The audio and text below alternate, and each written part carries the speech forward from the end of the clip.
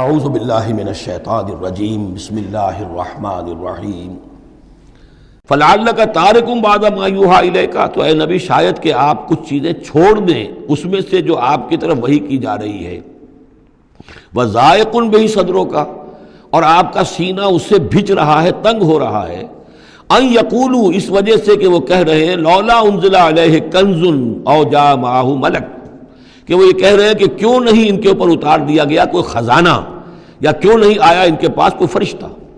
معہ ان کے ساتھ کوئی فرشتہ آتا۔ وہی بات جو سورہ انعام میں آ چکی ہے، اس کا ذروہ سنام اس مضمون کا سورہ انعام میں آ چکا ہے، لیکن ان تمام صورتوں کے اندر بھی یہ چیزیں موجود ہیں۔ یہ دونوں گروپ جو ہیں مکی صورتوں کے، جن میں سے ایک میں وہ 2 صورتیں ہیں جو ہم پڑھ چکے، انعام اعراف، اور دوسرا جو یہ ہے جو 14 صورتوں پر مشتمل ہے جس کی دوسری صورت ہم پڑھ رہے ہیں،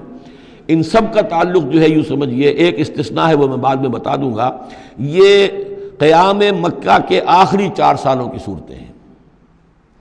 یعنی حضور کا قیام مکہ مکرمہ میں وحی کے آغاز کے بعد 12 سال، اس کو 4 حصوں میں تقسیم کر لیجئے۔ پہلے 4 سال میں جو صورتیں نازل ہوئی ہیں وہ قرآن مجید کے آخری 2 گروپوں میں ہیں، سورہ قاف سے لے کے آخر تک۔ درمیانی 4 سال جو تھے ان کے درمیان جو ہے وہ درمیانی 2 گروپوں میں ہیں، اور یہ جو ہے شروع کے 2 گروپ جو ہیں ان کے اندر وہ صورتیں ہیں کہ جو آخری دور میں نازل ہوئی ہیں، آخری 4 سالوں میں، اور ان میں یہ مضمون کثرت سے ملے گا۔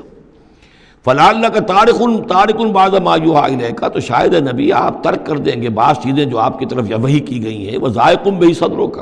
اور آپ کا سینہ جو ہے اس پر بھج رہا ہے،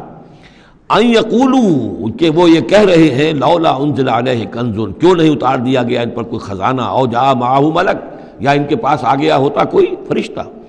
انما انت نذیر، دیکھیے پھر آپ سمجھ لیجئے آپ کا فرض منصبی یہ ہے کہ آپ صرف ایک خبردار کرنے والے ہیں، واللہ علی کل شیء وکیل، باقی ہر چیز کا ذمہ دار اللہ ہے۔ کب عذاب بھیجنا ہے، کب نہیں بھیجنا، کوئی معجزہ دکھانا ہے یا نہیں دکھانا، کس کو ایمان کی توفیق دینی ہے کس کو نہیں دینی ہے، یہ سارے معاملات اللہ کے ہاتھ میں ہیں۔ ام یقولون افتراہ، کیا ان کا کہنا یہ ہے کہ یہ قرآن جو ہے محمد نے خود گھڑ لیا ہے؟ قل فاتوا بعشر سور مثلہ مفتریات، اب یہ ہے وہ چیلنج جو دوسرے نمبر پر دیا گیا۔ پہلا چیلنج تھا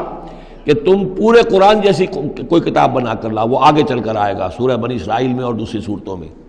اس سے نیچے اتر کر اچھا 10 صورتیں بنا کے لے آؤ، اس سے نیچے پر سبیل تنزل 1 صورت، اس 1 صورت کی بات سورہ یونس میں بھی آ چکی ہے اور سورہ بقرہ میں بھی،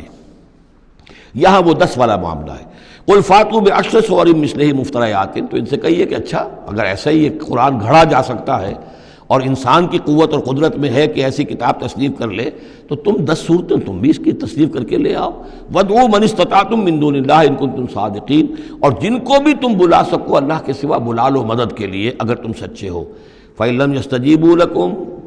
پھر اگر وہ تمہارے مددگار جو ہے تمہاری اس دعا کو قبول نہ کرے، نہ پورا کرے، یا یہ کہ اے مسلمانوں اگر تمہارا یہ چیلنج جو ہے یہ کفار قبول نہ کریں، فَاعْلَمُوا أَنَّمَا أُنزِلَ بِعِلْمِ اللَّهِ، تو جان لو تمہیں یقین قابل ہونا چاہیے کہ یہ اللہ تعالیٰ ہی کے علم سے نازل ہوا ہے، وَلَا إِلَٰهَ إِلَّا هُوَ، اور اللہ کے سوا کوئی معبود نہیں، فَهَلْ أَنْتُم مُسْلِمُونَ، تو اب اللہ کا حکم مانتے ہو یا نہیں، فرما برداری کرتے ہو کہ نہیں۔ یہ کفار ہی سے خطاب ہے